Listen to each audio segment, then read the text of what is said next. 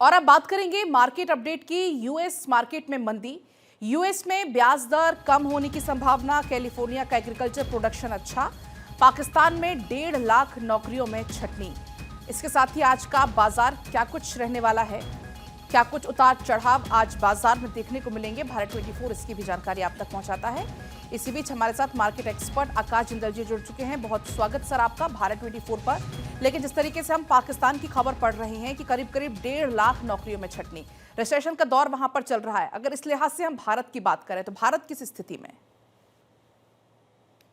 बिल्कुल सही आपने कहा, पाकिस्तान में रिसेशन बहुत आगे तक बढ़ गई है, बहुत चरम सीमा तक बढ़ गई है। अब 1.5 लाख नौकरियों की छटनी की प्लानिंग वहां हो रही है। अब 1.5 लाख नौकरियों की छटनी जब होगी तो आपने बिल्कुल जो सही पॉइंट आउट किया, उससे क्या होगा, इकोनॉमी में और डाउनफॉल हो जाएगा, क्योंकि कामकाज रुक जाएगा। ये लोग किस लिए रखे गए थे? क्योंकि किसी ना किसी काम में इन्वॉल्व थे। अब जब इतने लोगों की डेफिशिएंसी हो जाएगी वहां सरकार में, एडमिनिस्ट्रेशन में, तो जाहिर सी बात है सरकार का कामकाज और बुरी तरह से ठप हो जाएगा। साथ ही साथ इन 1.5 लाख लोगों को जो सैलरी मिलती थी उसकी वजह से डिमांड जनरेट होती थी, वो भी जाएगी। तो पाकिस्तान एक तरफ तालिबान के साथ जंग पीछे लड़ता रहा, हमने देखा है।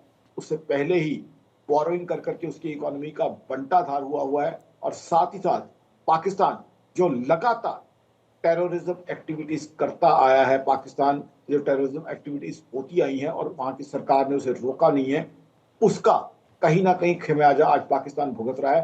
पाकिस्तान में अब कोई भी बड़ा ग्लोबल इन्वेस्टर जाने को तैयार नहीं है, क्योंकि वो देख रहे हैं कि पाकिस्तान का हाल क्या है, वहां की इकोनॉमी किस तरीके से बर्बाद हुई पड़ी है और वहां कितने रिस्क हैं जाने में। तो वो पाकिस्तान ने जो गलत हरकतें की हैं, जैसे टेररिस्ट का पनाहगार वो रहा है, उसका इम्पैक्ट आज पाकिस्तान का आम आदमी भुगत रहा है।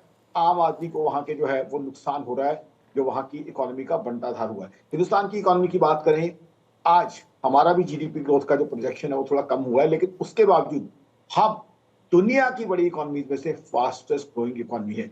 आपने बिल्कुल सही कहा, पाकिस्तान और हिंदुस्तान की कंपैरिजन की बात करें तो हिंदुस्तान बहुत बहुत तेजी से बढ़ रहा है। लेकिन पाकिस्तान का ही नहीं, बाकी मुल्कों का भी मुकाबला करें तो मैं आपको अपडेट करूं, हिंदुस्तान ने लास्ट ईयर 2023-24 में 8.2% की जीडीपी ग्रोथ दी है। अब इसका मुकाबला करें आप इंग्लैंड से, ब्रिटेन से।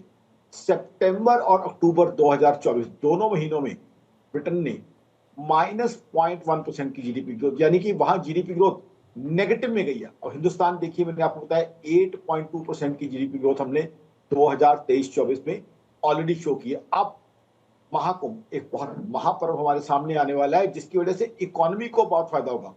महाकुंभ को हम श्रद्धा के हिसाब से सम्मान करते हैं, लेकिन इकोनॉमी के एंगल से भी बहुत फायदा होगा, क्योंकि 45 करोड़ लोग, दुनिया में आज तक कहीं कोई ऐसा इवेंट नहीं हुआ।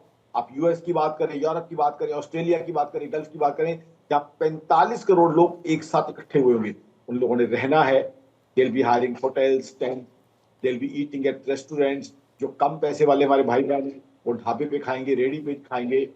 People will be hiring cabs, autos, दुकानों से शॉपिंग करेंगे। तो आप देख लीजिए इकोनॉमी का कितना मैसिव बेनिफिट होने वाला है महाकुंभ से। महाकुंभ का रिलीजियस सिग्निफिकेंस तो हम सब जानते हैं, बचपन से ही हम लोग ने जाना है, सीखा है। लेकिन इकोनॉमी के लिए भी एक बहुत मेगा इवेंट होने जा रहा है। तो हिंदुस्तान की इकोनॉमी पाकिस्तान से कोसों दूर निकल गई है, और पाकिस्तान तो कहीं आसपास ही में महाकुंभ के ड्यूरिंग ही जितनी जीडीपी ग्रोथ हो हमारी होगी, हम एक पाकिस्तान और ऐड कर लेंगे अपनी इकोनॉमी में। हालात वहां तक पहुंचे हुए हैं। तो हिंदुस्तान की इकोनॉमी लगातार बढ़ती जा रही है, हमारी कंजम्पशन और बाइंग की स्ट्रेंथ। कुल मिलाकर अच्छे संकेत आकाश जी इनको कह सकते हैं। फिलहाल बहुत शुक्रिया आपको पूरी बातचीत के लिए।